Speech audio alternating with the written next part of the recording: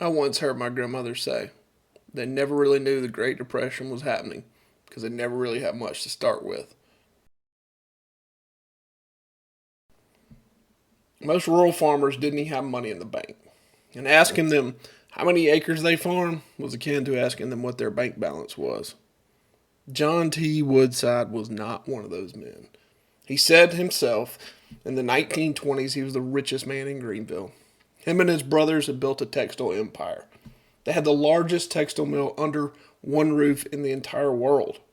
Their name was on the outside of the Woodside building. When it was finished in 1924, it was the tallest building in North or South Carolina. In 1930, they completed the 10-story tall Ocean Forest Hotel that would lay the groundwork for what would be the Grand Strand in Myrtle Beach. Soon after opening the hotel, the bank that John and his brothers owned foreclosed on the hotel. And soon after that, the bank itself failed. It was until the mid-70s when these two structures would come to an end. First, the skyscraper was brought to the ground.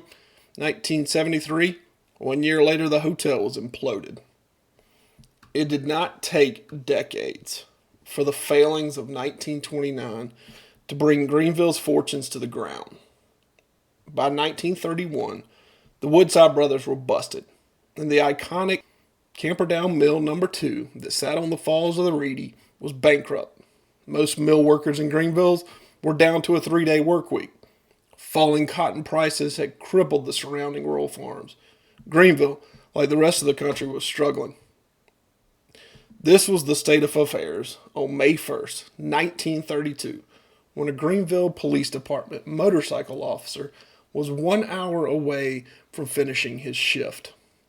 Absalom Blythe Hunt, better known as A.B. Hunt, took one last call. He was to help a local cab driver who was asking for assistance when picking up suspicious fare. The fare was to be picked up at the Triangle Service Station at the corner of Rutherford and Buncombe Streets. Within minutes, A.B. Hunt was dead, with a gunshot wound to the gut. It would take over 50 years before we knew what really happened that night. The story would involve 2 trips to the Supreme Court, 2 United States senators, numerous escape attempts, and a prisoner who managed to amass a mild fortune in stocks and bonds inside the South Carolina penitentiary. Over time, Greenville would come to know, and you will too, the story of Ray Bailey.